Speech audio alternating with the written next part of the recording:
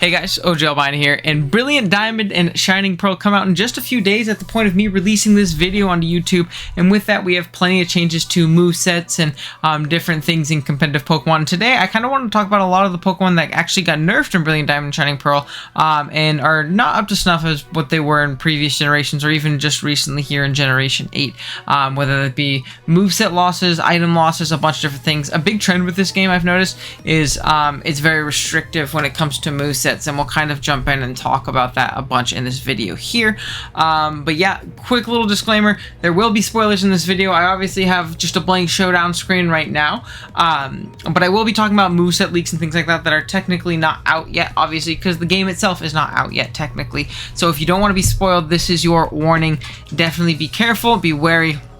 And yeah, with that being said, if you guys enjoy the video, be sure to drop a like. I'd really appreciate it. It really helps me out. And if you are new to the channel and you enjoy this video and you want to see plenty more competitive Pokemon content, Brilliant Diamond, Shining Pearl content, definitely sub to the channel. We're pushing towards 600, and it helps me out an absolute ton if you do subscribe to the channel. But yeah, with that being said, let's jump into it. So first off, I do have an honorable mention slot kind of for the Eevee users of the world. The Porygon 2s, the Chanseys, Piloswines, Rhydons, Togetic, Clefairy, all those type of mons that relied on Eviolite Gen 5 and onwards to really, propel their viability and things like that, which it doesn't exist in this game. Now, a big thing to note in this game is most competitive items, I think most all competitive items, I know there's just a couple current regular in-game items that exist in BDSP that don't exist in the original games, but at least for competitive, as far as I know, for the most part, they are not in the game. So items like the Eviolite, the Assault Vest, the Air Balloon, the Weakness Policy, things like that, those are just ones that pop into my mind off the top of my head, are not actually in the game. So Pokemon, like I just mentioned, the aforementioned P2, Chansey, Piloswine, Rhydon, etc., do take a big hit in viability and losing a lot of bulk. Now, a couple of these will still be very viable.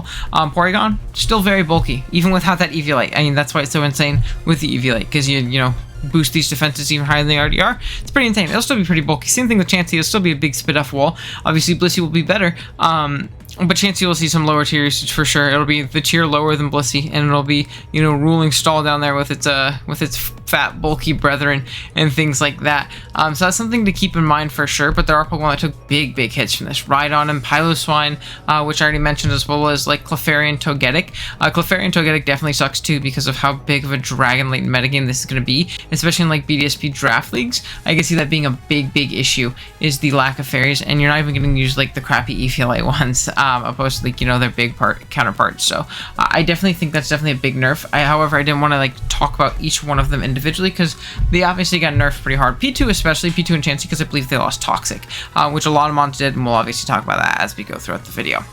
Toxic is just basically reserved for thematic Pokemon and poison types only. But that being said, let's go ahead and start in our list. And now, as for the way I ordered this, I ordered it in mons I think got nerfed the least and then nerfed the most. So it goes on a sliding scale. It goes kind of nerf the least and we move all the way up to nerf the most, kind of. So first off, we have Jirachi. Jirachi lost Ironhead, and now this does suck for Jirachi for sure, because when you think of Jirachi, at least me, I think of Ironhead. I think of I'm bringing Choice Scarf, I'm flinching you down, or I'm Thunder Waving you and I'm flinching you down, or I'm Body Slamming you, then I'm flinching you down.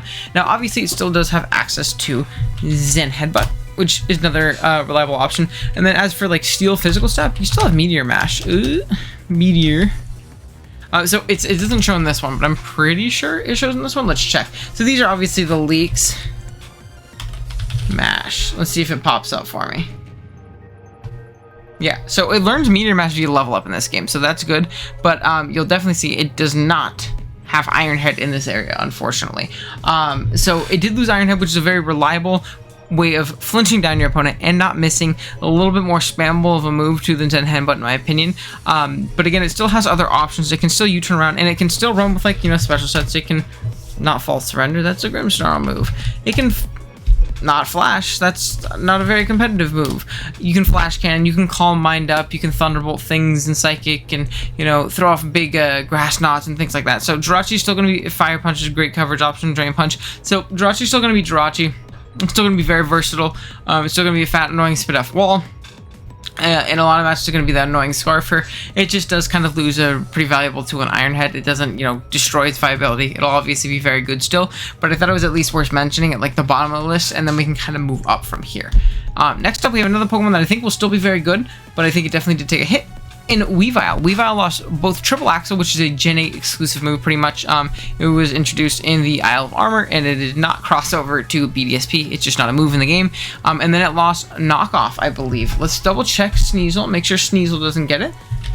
Via, what do you call it? Egg move, but I'm pretty sure Weavile lost Knockoff, which is obviously a very, very nice tool. Now you can Throat Chop or Night Slash, and you still do have, you know, Icicle Crash, which I don't believe it has right here, but we can go and look right here. It does have it as an egg move for Sneasel, which is great. It still has Ice Shard, and I think it'll be very important in a metagame, again, that is potentially going to have a lot of scary Dragon-type Pokemon. Having a Weavile in the back with Crash and Shard and things like that is still very, very nice. It's definitely not bad at all. This Pokemon is still going to be great and scary offensively, but obviously losing Triple Axle and Knockoff, probably its two most spammable moves, is a big detriment to this Pokemon. You could make an argument for moving this Pokemon ahead of the next one I have, but I kind of had them. I don't know. I still think Weavile is going to be very important to the metagame, for sure. But we can kind of pivot from talking about a Dragon Killer to talking about a Dragon type itself in Dragonite. Now, Dragonite lost two big things this gen. It's going to be our first one. We're going to kind of talk about items, being the heavy duty boots. It loses heavy duty boots, and while this is important, obviously you can't see it on the Gen 4 OU team builder because it didn't exist yet. But Dragonite has access to multi-scale. Multi-scale is an ability that, you know, really greatly reduces the amount of damage you're going to take when you're at full HP. And heavy duty boots really ensured that Dragonite had that happening because that ensured that it wasn't getting hit with a Stealth Rock before it got knocked off or anything like that. So that was really, really clutch on Dragon Dance sets. And another thing it had this gen was Dual Wing Beat, which was a flying type move that was introduced in the Isle of Armor. Again, a little bit inaccurate. I believe it's like 90 accuracy. I think it's a 2-hit move, 40 base power each hit. I don't remember exactly, but you know, just a really nice having that flying stab option, because if you look at Dragonite, outside of that, it only has like wing attack or fly or aerial ace as you know, physical flying coverage. Now it can go special, and I believe it does get Hurricane this gen still. Let's check it out. Dragonite. I'm pretty, yeah, you still get Hurricane, you get Wing Attack still, you get Roost, you get E-Speed, Fire Punch, Thunder Punch. So realistically, maybe we can switch Weavile and Dragonite, but I think these two are pretty interchangeable.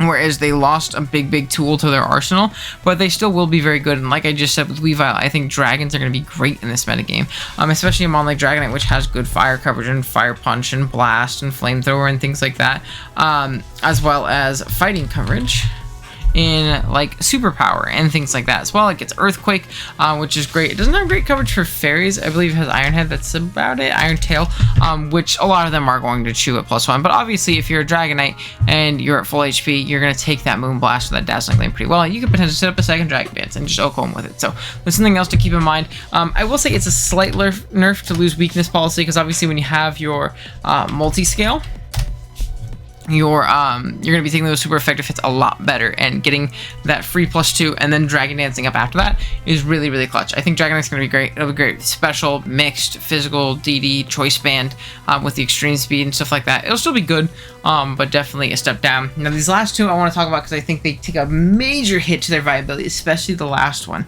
So definitely stick around for that. I think that one absolutely got bullied into existence by good old Ilka.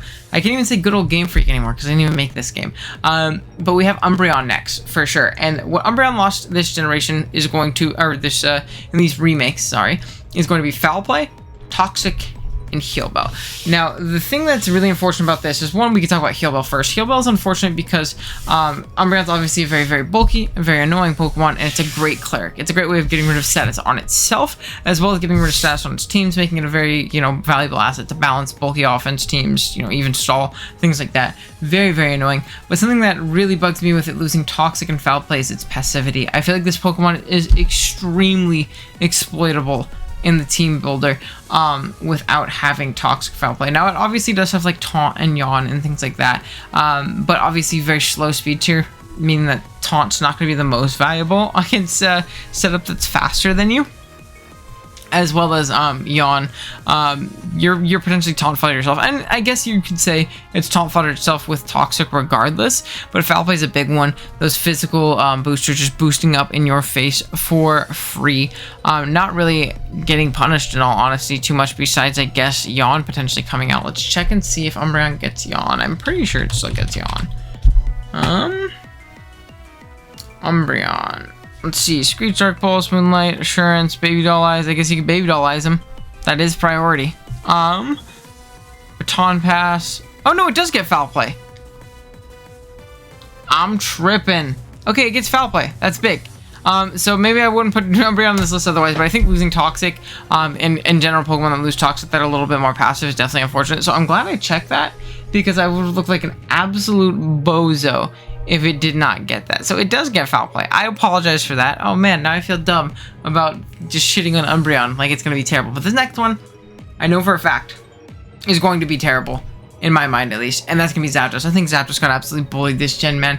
It lost Hurricane, it lost Heat Wave, it lost Toxic, and Hidden Power was not introduced back into the game other than Unknown getting it, so it cannot throw off Hidden Powers, and that makes this Pokemon very, very difficult to use in my opinion. Let's go ahead and look at Zapdos. Now, it is still usable. There is still niche options for it. One is that the defogger, it's one of the few defoggers that is going to be in BDSP. So, provided that, you know, what do you call it, are up to date mechanics and things like that, move mechanics, which I'm pretty 99% sure they are. But what do I know? I obviously just thought Umbreon didn't lose, lost Foul Play. But obviously, you know, defog being a great way to get rid of hazards, especially in gen without heavy-duty boots, but it's kind of a double-edged sword, because that also means that Zapdos doesn't have heavy-duty boots anymore, which is, you know, an inherent nerf in itself. It losing Hurricane means no reliable special flying stab. It's but you can't even run Hidden Power flying. I think your flying stab is what? Drill Peck? Pluck? Is there anything else? Don't think so. I think that's just about it. Yeah, there's no coverage there at all. There's no more Heat Wave, which was, I believe, a tutor move before as well. There's no more Hurricane, which was a TM in Sword and Shield, and it is not a TM now. There's no more Toxic, obviously, because Toxic is reserved for, you know, the what do you call it of the world? You know, the Toxic, the Poison type Pokemon, the Pokemon that thematically, you know, should get Toxic, things like that. And then obviously no Hidden Power. It's going to be really tough to use this thing. Basically, this thing is going to Thunderbolt, U-turn, Defog, and Roost, which is still definitely valuable in its own right. But I think that that set worked previously so well in the past, because you did have to worry about, you know, a Toxic or Hidden Power, a Heat Wave, or a Hurricane this most recent gen, and things like that coming off from the Zapdos.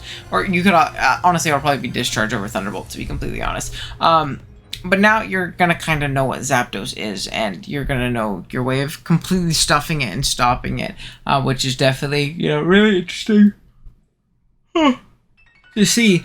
At least until, you know, there's home compatibility with this game, then maybe we'll see these move pools open up a little bit. We'll see a little bit of a shift, but as for now, these are probably going to be my Pokemon that I think are the 5 most nerfed.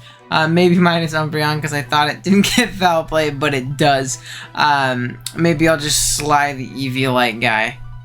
The Eviolite guys over to number 2, and then we'll pretend like Umbreon never happened. So these are the top 5 that I'm saying right now. Dragonite, Weevil, Dragonite, Eviolite users, and Zapdos especially. If you guys enjoyed today's video, be sure to drop a like. I'd really appreciate it. And then again, sub for more Legends Arceus BDSP content. And yeah, thank you guys again. I'll see you guys in the next one.